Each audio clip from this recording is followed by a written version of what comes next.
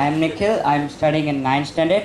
Firstly, I want to wish each and everyone present here happy and auspicious Independence Day. Today, we have all assembled here to mark our 65th Independence Day. This day is achieved by many great leaders who sacrificed their life for the unity and integrity of our country. This national festival is celebrated across the length and breadth of India with pomp, gaiety, cultural programs and with great enthusiasm. While I am talking to you, the Prime Minister would have unfurled the national flag at Red Fort in New Delhi. The Prime Minister's speech at Red Fort is a major highlight. Patriotic presentations by school children add colors to the celebration. Now, I am going to talk something about how India was before and after independence. The Independence Day of any country is a moment of pride and glory. The British had initially come to India for trade but gradually took over the administration of the country. India gained independence after nearly 200 years of British rule. We, Indians, were treated as slaves at their clutches. At the strike of midnight of 15th August 1947, India shook off the shackles of British rule and became free, and the British handed over the governance of India to the Indian leaders. Many Indian leaders like Subhash Chandra Bose, Mahatma Gandhi, Pandit Jawaharlal Nehru, Bhagat Singh, Mahakavi Bharatiyar, Kodikata Kumaran and many heroes of our country played a very vital role in achieving independence for our country and us. Mahatma Gandhi was the spine and brain behind the Indian independence movement. So, we must pay homage and express gratitude to millions of men and women who participated in the freedom movement under the inspiring leadership of Mahatma Gandhi. After independence, much has been done to improve our country. In economic field, unprecedented progress has been made. Our 5-year plans have been successfully completed. Many multi-purpose projects have been taken in hand. Many new factories have been started. And important steel plants are fulfilling our requirements of steel. The per capita income has raised and our many exports have been increasing in different spheres. Rapid advances have been made in the field of science and technology and electronics, and comprehensive program of computerization is also underway. Thus, gradually but steadily, we are achieving self-sufficiency and stability in economic field. And atomic energy has been successfully used for power generation. India successfully conducted an underground atomic test for peaceful purposes. India is now a nuclear power nation and a member of Nuclear Club. The launching of Aryabhatta, Rohini, Apple, Inset-1, Chandrayaan and many other satellites marks the entry of India into the space age. Since then, many other multi-purpose satellites have been sent into outer space. India provides facilities to various nations to launch their satellites. Revolutionary changes have also been brought about in political field. Our country is now a sovereign democratic republic. All citizens have equal rights in the eyes of laws irrespective of their caste, creed, sex or religion. Thus, we are enjoying the fruits of freedom. We may hold our heads high due to the success of foreign policy which has raised the prestige of the country. Achievements in the social sphere are also clearly visible. The zamindari system has been abolished. The tiller of the land is now its owner. Untouchability has been made a legal offense today. Social security schemes have been introduced in some big industrial towns.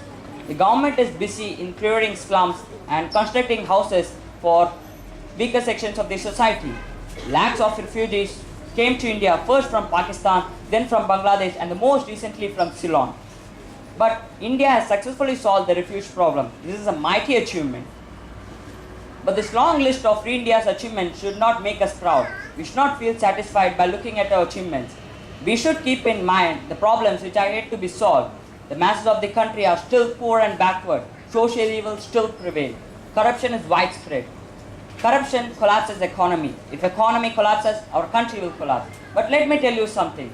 In some countries, corruption and population goes as high as India, but still development happens. Why can't India?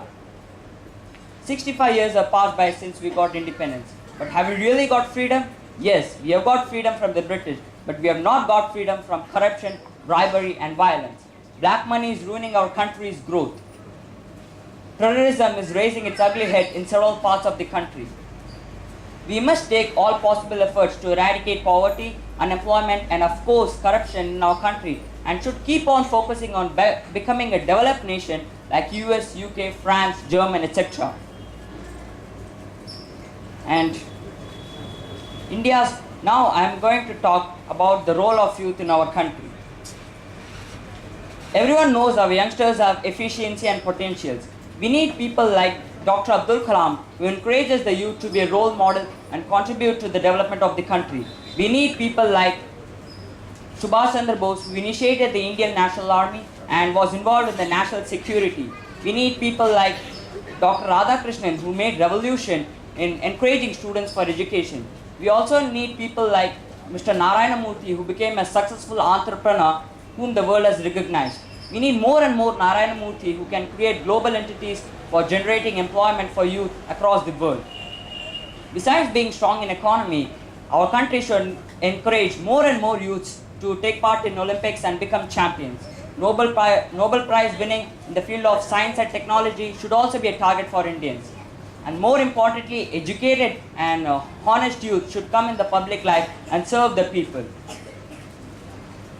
And Indian youngsters have brilliance, but their brilliance is used abroad due to the lack of employment opportunities in India. Steps should be taken to use their brilliance and knowledge for India's growth. Most importantly, educated and honest youngsters should take leadership and run our country. Last but not least, India should grow more on economy, infrastructure, good environment, good governance, employment, 100% literacy, healthcare, armed forces, exports, manufacturing, power, energy, etc. This can only be possible with the support of you and me. Like John Kennedy said, we should not think what our country can do for us. Rather, we should ask ourselves what we do for our country. Organizations like CII should play a major role in bringing the Indian industry and government to greater heights. By 2020 or at least by 2025, India should become a superpower. That should be our target. Let's once again remember the Indian leaders who sacrificed their life for our country. The government should be more proactive. The government should be by the people, not BUY. For the people, not FAR. Of the people, not OFF. I love my country. Let's build India powerful, incredible and a developed nation. Let us all resolve today that we contribute our best to our country's growth. I thank CII for giving this opportunity to speak few words on this happy occasion. Thank you.